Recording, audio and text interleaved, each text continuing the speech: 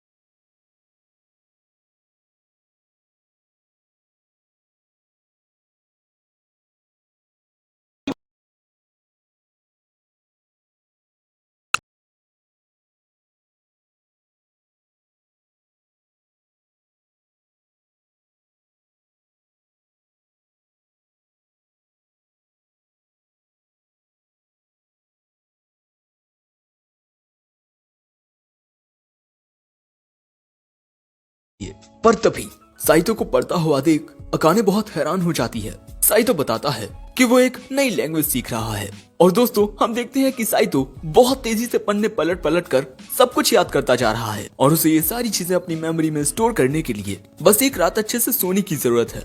जो बात सुन अकाने कहती है, काश मैं तुम्हें अपने अंदर ले पाती। साइतो कहता है, अजीब अजीब बातें करना बंद करो।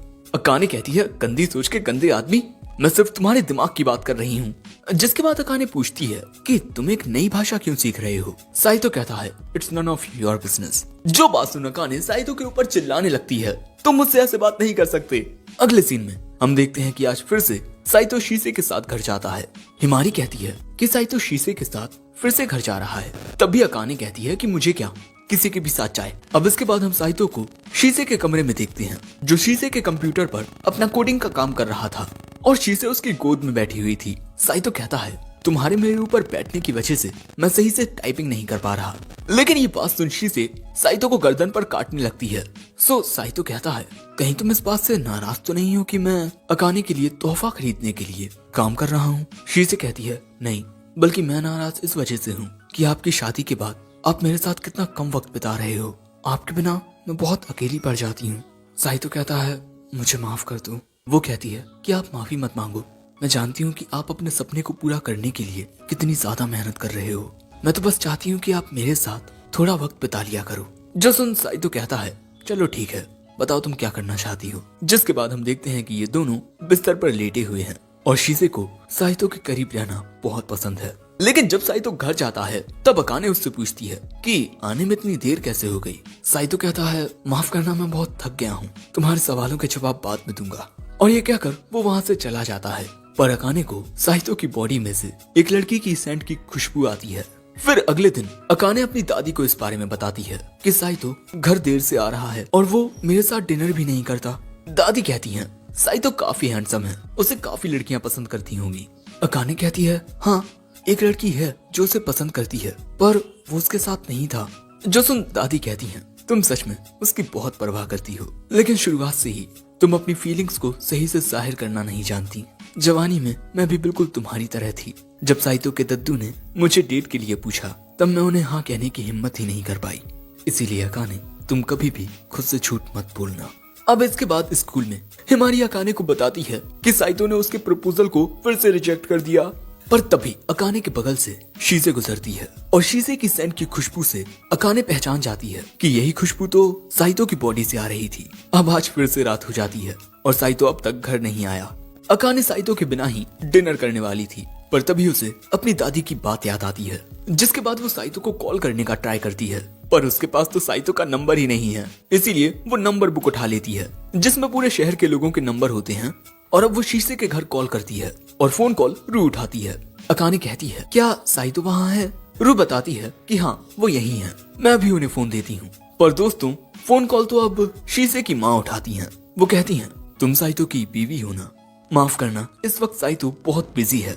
अकाने कहती है मुझे बस 1 मिनट ही लगेगा उससे बात करने में।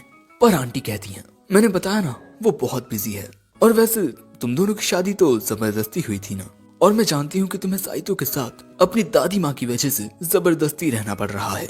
तुम्हें उसकी चिंता करने की कोई जरूरत नहीं है। और ये कहकर आंटी फोन कॉल काट देती हैं। फिर अगले सीन में आंटी साइतो के काम पूरा होने के बाद उसे उसके पैसे देने लगती हैं। साइतो कहता है पर एक बार इस काम की रिपोर्ट तो आ जाने दीजिए। आंटी कहती हैं ये काम तुमने किया है, रिपोर्ट क्या आएगी मैं जानती हूँ। वैसे तुमने अपनी बीवी को बताया क्यों नहीं कि तुम यहाँ काम करने के लिए आते हो?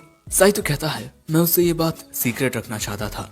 अब अगले सीन में साइतो इस दुकान में आता है अकाने की मनपसंद अंगूठी खरीदने के लिए, लेकिन जैसे ही वो घर आता है अकाने उस पर गुस्सा करने लगती है। शीशे के साथ वक्त बिताकर बहुत अच्छा लग रहा होगा ना? साइतो कहता है तुम्हें कैसे पता कि मैं शीशे के घर था? वो कहती है मेरे पास सुपर पावर्स हैं, और अगर तुम्हें शीशे के साथ रहना इतना ही पसंद है तो उससे ही शादी क्यों नहीं कर ली? और तुम्हें घर आने की भी कोई जरूरत नहीं थी, मैं अकेले रह लेती और काम करके बुढ़ापे के लिए भी पैसे बचा लेती, मुझे तुम्हारी जरूरत नहीं है।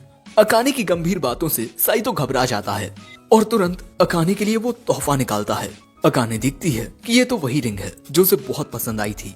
साइतो बताता है कि मैं आंटी के यहाँ एक पार्ट टाइम जॉब कर रहा था जिससे मैं तुम्हारे लिए ये अंगूठी खरीद पाऊँ।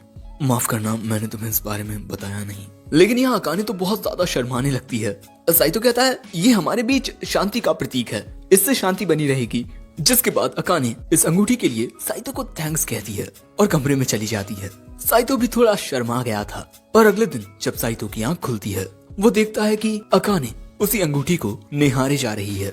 वो पूछती है क्या ये मुझ पर अच्छी लग रही है? साइतो कहता है हाँ बहुत अच्छी। जिसके बाद वो पूछती है क्या तुम आज फिर से देर से आओगे? साइतो बताता है कि नहीं, उसका काम पूरा हो गया है।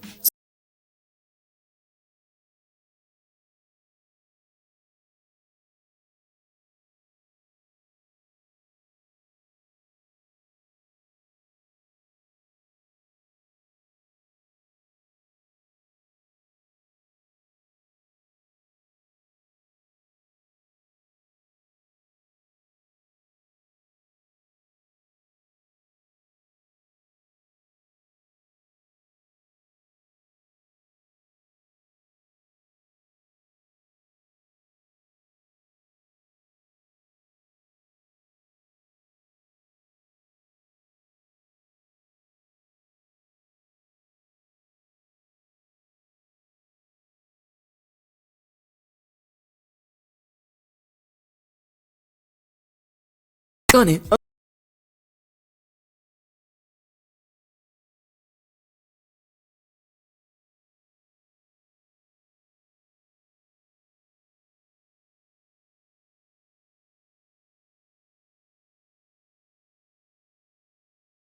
नहीं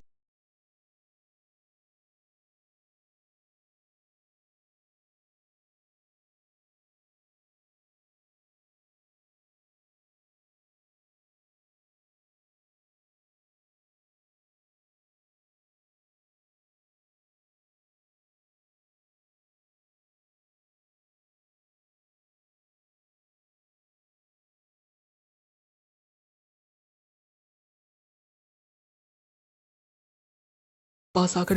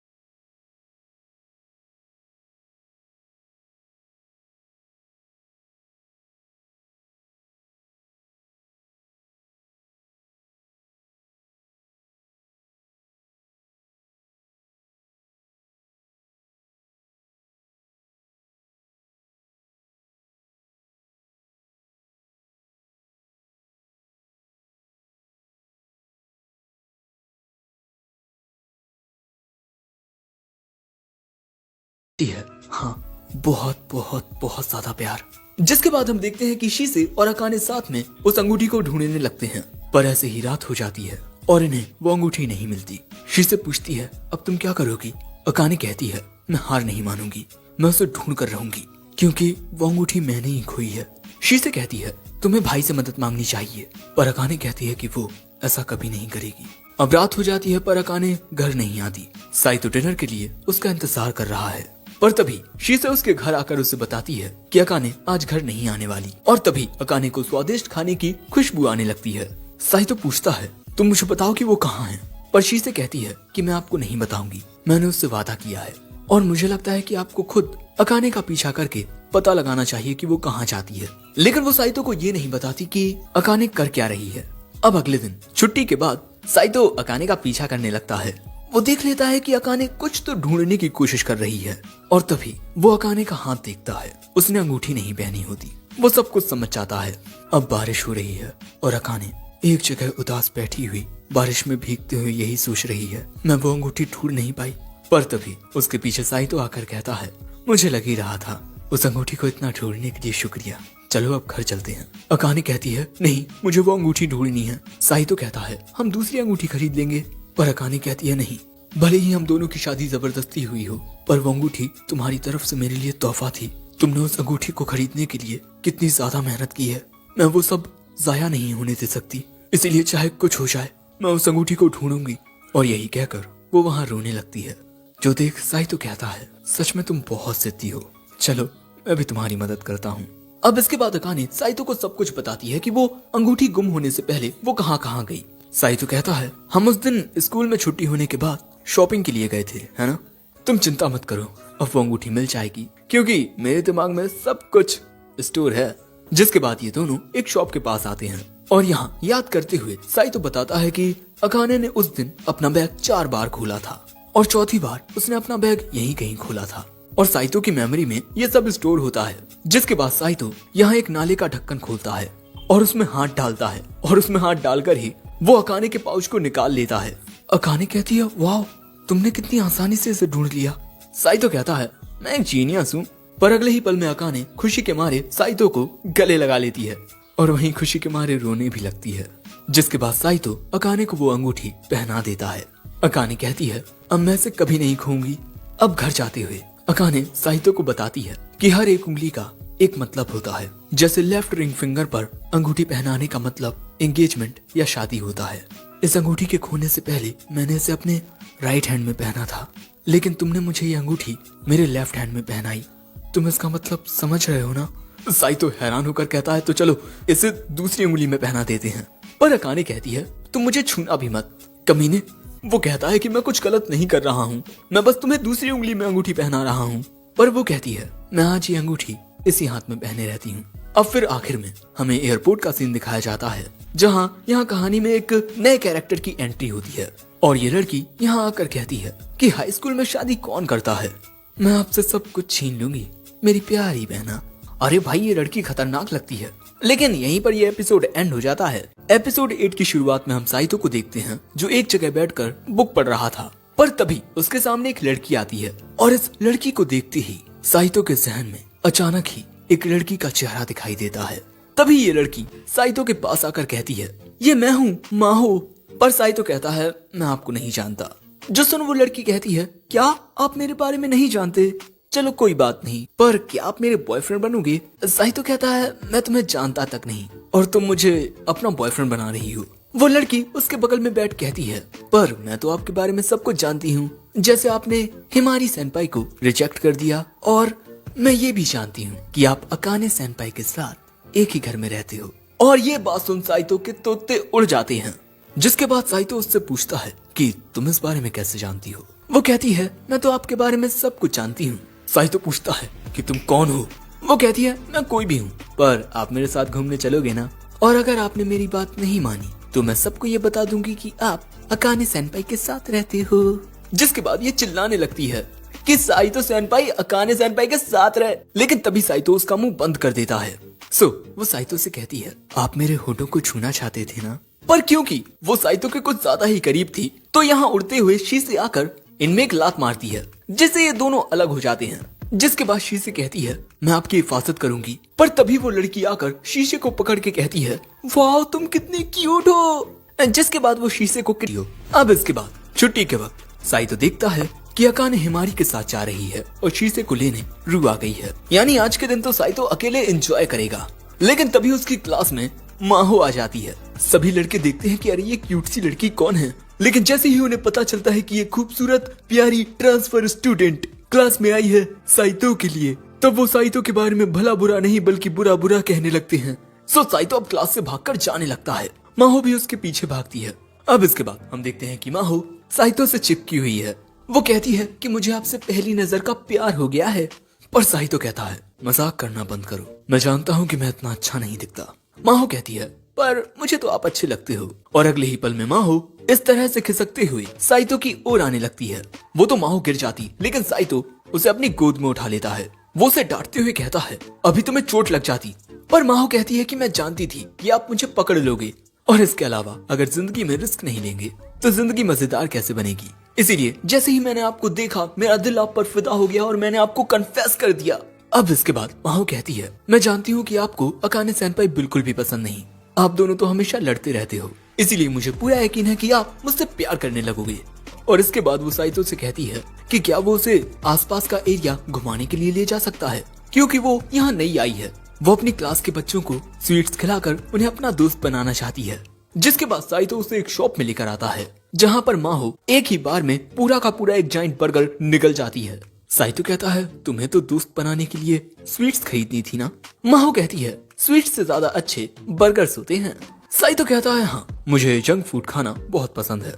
माहो कहती है, मुझे कप नूडल्स खाना बहुत पसंद है, लेकिन मेरी फैमिली वाले मुझे खाने ही नहीं देते। साइतो कहता है, सेम सेम, मेरी जिंदगी में भी एक शख्स है जो मुझे ऐसा खाना खाने नहीं देता। माहो कहती है, मेरी बहन हमेशा मुझ पर गुस्सा करती है, पर मैं जानती हूँ कि वो चाहती है कि मुझे हमेशा बेस्ट मिले। यहाँ साइतो को पता चलता है कि माहो की एक बड़ी बहन भी है, और ये जानकर साइतो को जरा भी आश्चर्य नहीं हुआ, क्योंकि माहो जितनी बेफिक्र है जाहिर सी बात है कि वो छोटी बहन होगी ही। माहो कहती है, आपकी भी तो एक छोटी बहन है। साइतो कहता है, हाँ वो काफी हद तक तुम्हारी जैसी है, पर उसकी क्यूटनेस का कोई जवाब नहीं। माहो कहती है, पर मेरी नजरों में मेरी बहन सबसे ज्यादा क्यूट है। साइतो कहता है, तुम और मैं काफी हद तक एक जैसे हैं। लेकिन तभी साइतो की उंगली में सॉस लग जाता है, सो माहो अब उसे चूसने लगती है।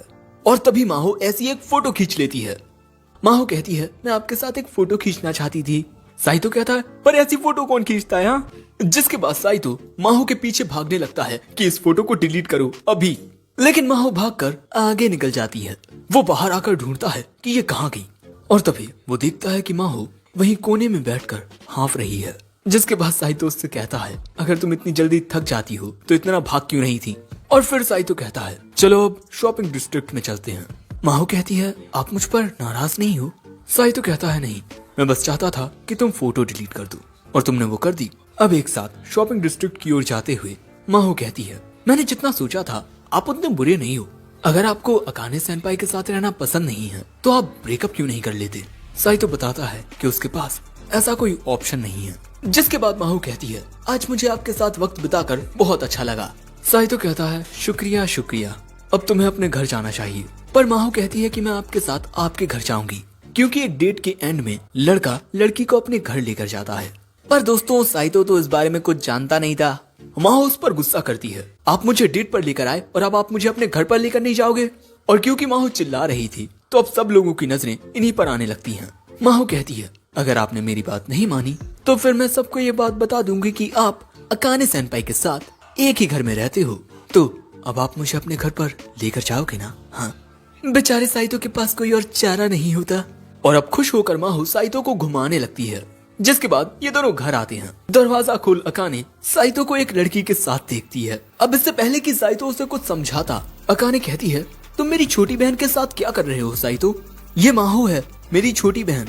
और साइतो ये बात जान बहुत हैरान होता है कि ये अकाने की छोटी बहन है। अब घर के अंदर आते ही माहो दौड़कर जाकर अपनी बहन के सीने से लग जाती है और इसके बाद अकाने के बूबीज से अपना चेहरा रगड़ने लगती है। अकाने भी अपनी बहन को बहुत प्यार से सहलाती है, लेकिन तभी माहो कहती है कि आपके बूबी पहले से ज्यादा बड़े हो गए हैं। सच में दीदी आप कितनी ज्यादा क्यूट हो। लेकिन अगले ही पल में अकाने माहो को खुद से दूर कर देती है। माहो कहती है, मुझे चोट आ गई। अकाने पूछती है, तुम ठीक तो हो ना? माहो कहती है, मैं तो मजाक कर रही थी, मुझे कुछ नहीं हुआ। तभी साइतो कहता है, मुझे तो लगा था कि तुम्हारी बहन भगवान को प्यारी हो गई। अकाने कहती है, मैंने ऐसा कब कहा? साइतो अब उसकी बात याद करता है। अकाने ने कहा था मेरी बहन कहीं बहुत बहुत दूर चली गई है। माहो बताती है कि वो तो दुनिया घूम रही थी। माहो ने अपनी दादी माँ को अपनी प्यारी प्यारी बातों में उलझा लिया, फिर उसकी दादी मना ही नहीं कर पाई। यानी कि माहो बहुत लंबे वक्त से विदेश में रह रही है। और दोस्तों अब माहो यहाँ देखने के लिए आई है कि उसकी बड़ी बहन की जिंदगी कैसी चल रही है। आखिर माहो अकाने की छोटी बहन है और ये जानना उसका हक है कि उसकी बड़ी बहन की मैरिड लाइफ सही तो चल रही है ना। जिसके बाद वो सीधा दौड़ कर आती है इनके बेडरूम में और वो ये बात जानकर हैरान हो जाती है कि ये दोनों एक ही बिस्तर पर सोते हैं। जिसके बाद वो अपनी बहन से आकर पूछती है, आप दोनों हर रात एक साथ सोते हो, यानी कि आप दोनों के बीच तो सब कुछ हो गया होगा ना? अकाने कहती है कि हमारे बीच कुछ नहीं हुआ, पर माहो उसकी बात नहीं मानती। आप हर रात एक लड़के के साथ सोती हो और आप दोनों के बीच कुछ नहीं हुआ, आप झूठ बोल रही हो। जिसके बाद वो साइतो को मारने लगती है कि तुमने मेरी बहन के साथ आई हेट यू। बेचारा साइतो वहीं धराशाही हो जाता है। फिर अकाने माहो को समझाती है कि अब तक इन दोनों के बीच कुछ नहीं हुआ, यहाँ तक कि एक किस भी नहीं। माहो जब तक चाहो तब तक रुको। अब इसके बाद अकाने बनाने वाली है डिनर। डिनर में बनेगी खिचड़ी और आज खिचड़ी बनाई जा रही है माहो की यहाँ आने की खुशी में। खिचड़ी का नाम सुनकर ही माहो घबराने लगी है, क्योंकि दोस्तों बचपन से ही माहो बहुत ज्यादा बीमार रहती थी, इसीलिए उसे हमेशा खिचड़ी खानी पड़ती। इसीलिए अब वो खिचड़ी खाते खाते ऊब गई है। जिसके बाद बेचारी माहो खुद को समझाना शुरू करती है कि मुझे अपनी बहन के हाथों की बनी खिचड़ी भी अच्छी लगती है। पर इसके बाद जैसे ही कुछ सामान निकालने के लिए अकाने फ्रिज खोलती है, उसमें शीशे मौजूद थी जो कि पूरी तरह से बर्फ में जम चुकी है। तभी साइतो आकर देखता है, अरे ये तो पूरी जम चुकी है। जिसके बाद साइतो उसे बर्फ से बाहर निकालता है।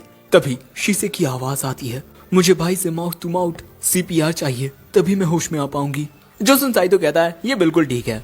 लेकिन तभी उसकी ओर माहो दौड़ते हुए आती है, मैं तुम्हें माउथ टू माउथ CPR देती हूँ शीशे। शीशे साइतो के पीछे छुप कहती है, मेरे होठों को चूमने का हक सिर्फ भाई को है, किसी और को नहीं। माहो साइतो से कहती है, भैया आप मुझे शीशे को दे दीजिए, मैं उसका बहुत अच्छे से ख्याल रखूंगी। पर तभी शीशे कहती है कि ये आपको भाई क्यों बुला रही है?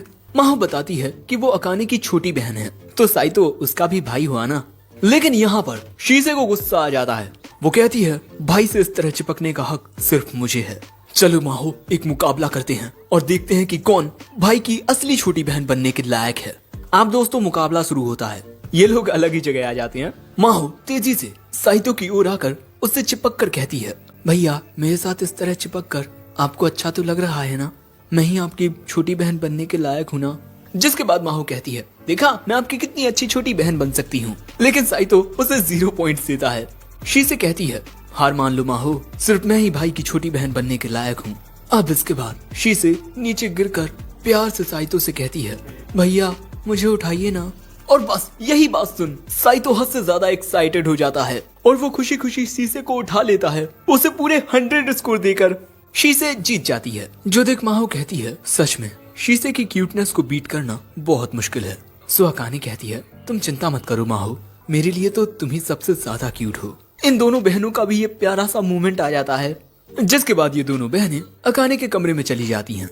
अब कमरे में आकर अकाने पूछती है, तुमने मुझे बताया क्यों नहीं कि तुम जापान आ रही हो? माहो बताती है कि वो अकाने को सरप्राइज देना चाहती थी। अकाने कहती है, तुमने मुझे बहुत बड़ा सरप्राइज दिया। मैंने देखा कि तुम साइतो के साथ हो। मैं बहुत हैरान हुई।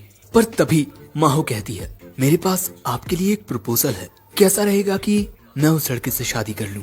हमारी दादी और उसके दद्दू ये चाहते हैं कि वो अपनी जवानी में जो ना कर सके वो काम उनके ग्रैंड चिल्ड्रन करें। तो आपकी जगह उससे शादी मैं कर सकती हूँ। मैं दादी को भी समझा लूंगी। अकाने कहती है, तुम साइतो जैसे लड़के को सह नहीं पाओगी। वो बहुत ही एरोगेंट है। माहो कहती है कि आप चिंता मत करो, मेरी क्यूटनेस के आगे वो कुछ नहीं कर पाएगा। अकाने कहती है कि उसे खाना बनाना तक नहीं आता। अगर मैं खाना ना बनाऊं तो वो बस कप नूडल्स ही खाता रहेगा। साथ ही वो अजीब से ज़ॉम्बीज गेम भी खेलता रहता है। माहो कहती है कि ये सब तो मुझे बहुत पसंद है, हम दोनों की बहुत जमेगी। अकाने कहती है, पर तुम्हें इससे कोई दिक्कत नहीं होगी? क्या तुम किसी ऐसे शख्स से शादी नहीं करना चाहोगी जिससे तुम प्यार करती हो? माहो कहती है कि मैं अभी किसी से प्यार नहीं करती और ये दिखने में भी इतना बुरा नहीं है। देखो, हमने साथ में एक फोटो भी खींची थी। उसकी उंगली पर बर्गर सॉस लग गया था तो मैंने उसे चूस कर हटा दिया। मुझे पूरा यकीन है हम दोनों जल्द ही एक दूसरे के करीब आ जाएंगे, इसीलिए आपको चिंता करने की कोई जरूरत नहीं है। अकाने कहती है, हाँ तुम शायद सही कह रही हो। अब माहो वहाँ से जाते हुए कहती है, तो आप सब कुछ मुझ पर छोड़ दीजिए। लेकिन माहो के जाने के बाद अकाने को समझ नहीं आता कि आखिर क्यों वो माहो को हाँ नहीं कह सकी। अब अगले सीन में हम साइतो को नहाते हुए देखते हैं। तभी वहाँ निर्वस्त्र माहो आ जाती है। वो कहती है, मैं यहाँ आपकी पीठ साफ करने आई हूँ। साइतो कहता है, मैं पहले ही अपनी पीठ साफ कर चुका हूँ। माहो कहती है, तो फिर मैं कुछ और साफ कर देती हूँ। जिसके बाद माहो कहती है, अगर आपने यहाँ से भागने की कोशिश की तब मैं दीदी से कहूंगी कि आपने मेरे साथ जबरदस्ती करने की कोशिश की। और आपको क्या लगता है, वो आपकी बात मानेगी जिससे वो नफरत करती है, या फिर मेरी जो उसकी छोटी बहन है? जिसके बाद वो साइतो से पूछती है, क्या आपने कभी दीदी के साथ नहाया है? साइतो बताता है, नहीं, मैंने कभी किसी पराई स्त्री के साथ नहीं नहाया। माहो कहती है, ओह, तो मैं आपकी पहली हूँ, जैसे आप मेरे पहले हो। भाई चलो शादी कर लेते हैं। मेरी दादी और आपके दादा सिर्फ ये चाहते हैं कि उनके ग्रैंड किड्स एक दूसरे से शादी करें। अब चाहे आपसे शादी करने वाली मैं हूँ या मेरी बहन, इस बात से कोई फर्क नहीं पड़ेगा। अगर आप मुझसे शादी कर लेंगे तो मैं आपके लिए कुछ भी करने को तैयार हूँ। मैं अपना मन और तन आपको समर्पित कर दूंगी। और दीदी तो उनके साथ आपको कभी नहाने नहीं देंगी, लेकिन देखिए मैं आपके साथ नहा रही हूँ। आप मेरे साथ जो चाहे वो कर सकते हैं। अब ये सारी बातें सुन बेचारा साइतो परेशान होकर बिस्तर पर पड़ा हुआ है। अकाने उससे पूछती है कि क्या हुआ, बड़े थके हुए लग रहे हो। वो कहता है, तुम्हारी बहन मुझे बहुत परेशान कर रही है। अकाने कहती है, मैं देखकर बहुत खुश हूँ कि मेरी बहन इतनी एनर्जेटिक फील कर रही है। उसे शुरुआत से ही बीमारी की वजह से हॉस्पिटल में रहना पड़ा है, पर अब वो स्वस्थ हो चुकी है। इस बात से मैं बहुत खुश हूँ और मैं उसे खुश रखने के लिए हर एक मुमकिन कोशिश करना चाहती हूँ। पर जैसे ही साइतो सोने लगता है, अकाने उससे कहती है, मैं तुमसे कुछ बात करना चाहती हूँ। क्या तुम मेरे साथ ब्रेकअप करना चाहोगे? साइतो कहता है, अगर मैं कहूँ कि हाँ मुझे तुमसे ब्रेकअप करना है तब तुम क्या करोगी?